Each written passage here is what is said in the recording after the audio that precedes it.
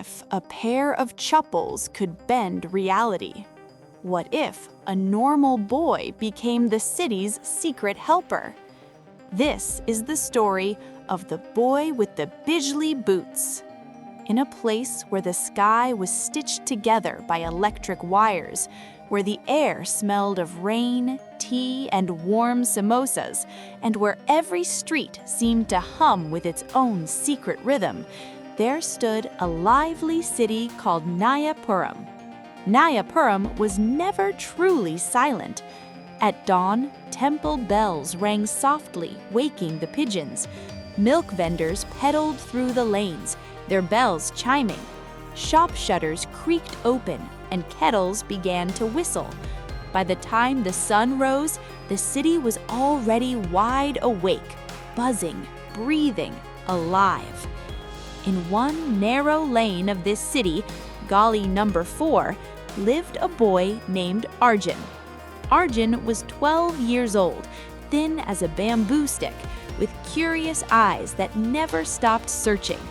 While other children counted cricket scores or battled monsters on mobile screens, Arjun searched for something else. He searched for forgotten things: broken fans thrown onto the roadside, radios missing buttons, old wires tangled like sleeping snakes. To everyone else, it was junk. To Arjun, it was possibility. That was why the neighborhood lovingly called him Kabaad Raja, the Junk King. Every evening, just as the sun dipped behind the buildings, Arjun slipped into Chacha's chamatkari store. The shop sat squeezed between two houses, its doorway always half hidden by hanging wires and rusty bells. Inside, the air smelled of old metal, incense sticks, and time itself. "Arjun beta," Chacha would warn, peering over his thick spectacles. "Careful with that radio, it still bites." Arjun laughed. He had heard that warning 100 times. That day, while digging behind a pile of dented tiffin boxes, his fingers brushed against something cold and smooth, a wooden trunk. It didn't belong there. Unlike everything else in the shop, it was clean, almost polished, and on its lid glowed a symbol that made Arjun's heart beat faster, an Om. But not carved, not painted, it glowed, flickering softly like pixels on a screen. The trunk hummed, so quietly that only someone like Arjun would notice. When he opened it, the shop seemed to hold its breath. Inside lay a pair of chappals. They looked as if storm clouds had been woven into shape, stitched together with glowing copper threads. Tiny golden letters, Sanskrit letters, moved slowly across the straps like living ants. Arjun reached out. The moment his fingers touched them, a warm electric tingle ran up his arm. "How much for these, Chacha?" he asked, trying to sound calm. Chacha squinted at them and scratched his head. "Those old things? They've been sitting there since the great power outage of '95. 50 rupees and a plate of hot samosas." Then he chuckled. "But don't blame me if they make you float away." Arjun smiled. The moment he slipped the chappals onto his feet, they hummed, not loudly, but like the heartbeat of Naya Puram itself. As Arjun stepped outside, his foot landed on a crack in the pavement. Instead of a dull sound, zap, a tiny spark danced beneath his sole. Arjun froze. At the busiest crossing in the city, where autos argued with buses and cows calmly ignored everyone, a glowing screen popped out of his sandal. "Rasta clear mode. Activate?" Arjun swallowed hard and whispered, "Yes." Suddenly, the world shifted.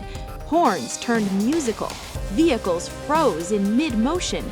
The street glowed with neon outlines.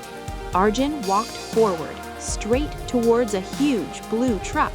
He didn't crash. He passed through it, through metal, through glass, through reality itself. "Are Baap Re," he whispered. I'm a human ghost." From that day on, Golly number 4 began to whisper. Locked cupboards opened without keys. Cricket balls returned from impossible rooftops. Jalebis arrived hot, impossibly fast. Arjun never showed off. He only helped. But one Friday afternoon, the sky turned dark too quickly. Monsoon clouds rolled in like angry giants. Rain poured down in sheets. Arjun was fixing a broken internet cable, merging wires with his bare hands, when the chappals sparked violently. Their golden glow turned purple. Warnings flashed. System overheat. Reality rebooting. Suddenly, the rain froze mid-air. Dogs walked backwards. Temple bells rang in reverse. "I've broken Naya Puram," Arjun cried. Then the street bloomed. A giant lotus-shaped portal opened, glowing with golden light. From it stepped a woman in a silver flowing sari, her headset shining like a crown. "Oi, Chotu," she said calmly, "you're using a prototype." She was Dr. Ishani, a reality architect. With a single tap, the world healed itself. "These chappals aren't for fun," she said gently. "They're for service." She upgraded them. A city map appeared, tiny dia icons glowing wherever help was needed. "So, I'm a superhero?" Arjun asked softly. Dr. Ishani smiled. "No, you're a helper."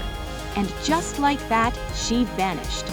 Today, if you walk through Naya Puram and see a boy saving kittens, fixing bridges, or walking calmly through chaos, that's Arjun. He keeps his chappals clean, his heart kind, and his purpose clear. And somewhere, in a dusty corner of a junk shop, a mysterious pugri still waits, listening to the city breathe. Did you like Arjun's story? Tap like, share with a friend, and subscribe for more magical adventures. Please like, share, and subscribe.